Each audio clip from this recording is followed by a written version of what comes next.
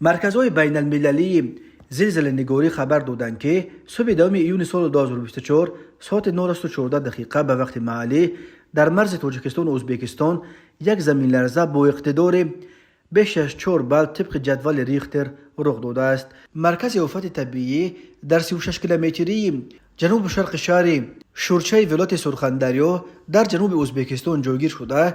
زمین در عمق 10 کیلومتر با شدت 4.5 بال طبق جدول ریختر لرزیده است.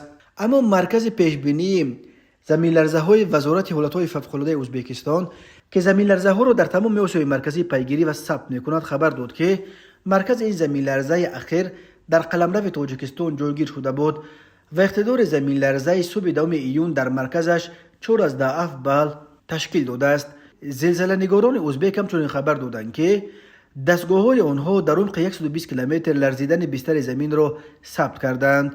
به اطلاع این نهاد شدت زمین لرزه در شهر ترمیز و ناحیه های ولایت سرخندریا از جمله در شورچه همگی 2 بال بوده است. خدمات گیوفیزیکی اکادمی ملی علم های تاجیکستان هنوز درباره این زمین لرزه یگان اطلاع نشر نکرده است.